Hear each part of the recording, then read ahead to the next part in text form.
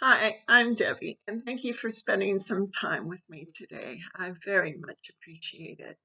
I am revisiting an idea I focused on last year, which was why shepherds. So, why shepherds?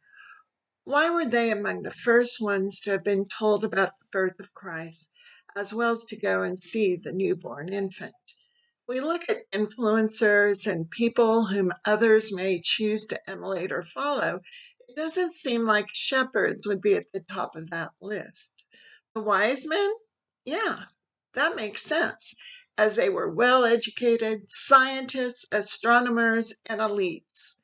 They were politically, economically, and influencing elites of their countries and regions.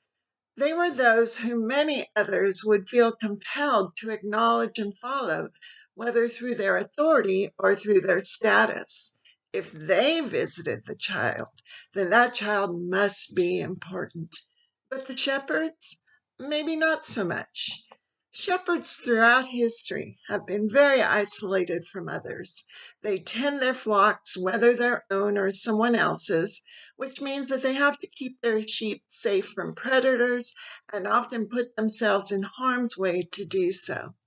I read A Shepherd Looks at Psalm 23, in which the author had been a shepherd and explains the care that a modern shepherd has to give to the flock, as well as the dangers that are faced.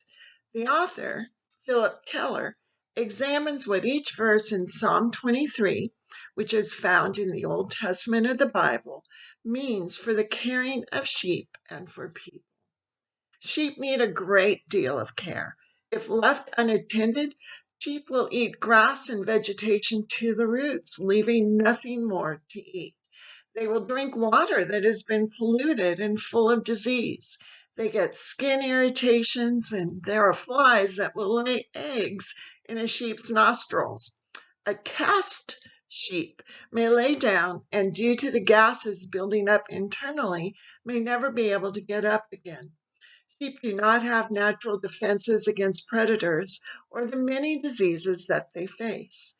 Therefore, the shepherd has to take great care to ensure the health and safety of the flock. Many biblical figures in the Old Testament were shepherds and herders, and if they were not the owners of the flocks, shepherds throughout history and at the time of the birth of Christ were ostracized from society.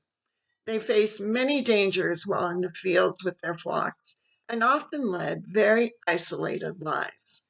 Not only did they continually deal with their own injuries and the smell and state of their clothing and bodies, they had to safeguard, heal, and protect their sheep. Shepherds may have been viewed as unclean by others, but they did provide and do provide an essential service in raising sheep for food and sacrifice. And they were among the few to whom the birth of Christ was announced, and among the few to visit the infant. Not only was the birth of Christ announced to the shepherds, but an angel was sent to announce it, and the skies were lit with heavenly light.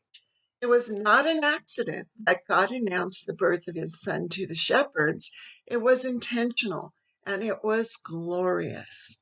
So, this takes me back to my original question and thought: why shepherds? Throughout both the Old and New Testaments of the Bible, there are a plethora of references to shepherds, sheep, and the Good Shepherd. Yes, the references are metaphors in that how a shepherd cares for the flock is how God cares for us. Sometimes, like sheep, we follow the rest of the flock instead of acting individually, and it is not always in our best interests.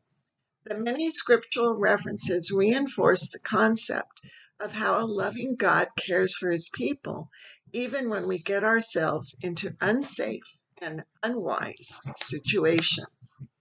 However, I also think there is another aspect to the inclusion of shepherds in the nativity events.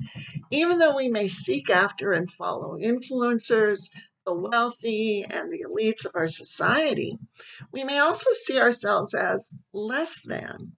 these elites. I read and hear about many events and fundraisers that I would be interested in attending but could never afford. I watch House Hunters and House Hunters International, but no, I could never afford some of the amazing homes they feature. All around us are advertisements, shows, movies, etc., in which fantasy, luxurious lifestyles are glamorized. And yet I know that, barring winning $1 billion lottery, most of us will never be able to afford those things. Therefore, in considering the Nativity, do I most relate to the wise men and kings who learned of Christ's birth and are included in the Nativity story? Or do I most relate to the shepherds? Maybe, just maybe, there was the diversity of persons who were informed of the birth and who ventured to see Jesus in order to show the inclusivity of the birth of Jesus.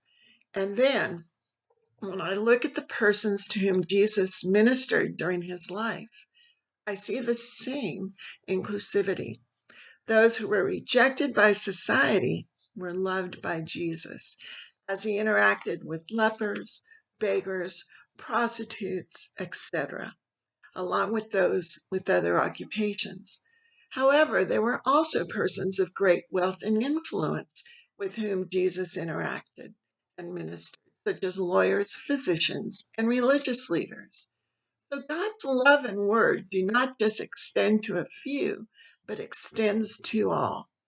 Unlike our current society, which seems to place a higher value on some people over others, God places a high value on all of us, to the point that he sent his Son to redeem us.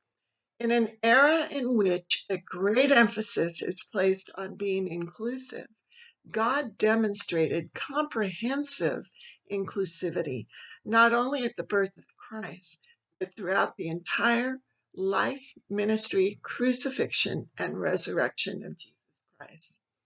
As Christmas approaches and we celebrate the birth of Christ and spend time with our friends and family, I want to encourage us all to think about to whom God sent word about the birth of Christ, to the lowly and to those at the pinnacle of knowledge and power, to all of us.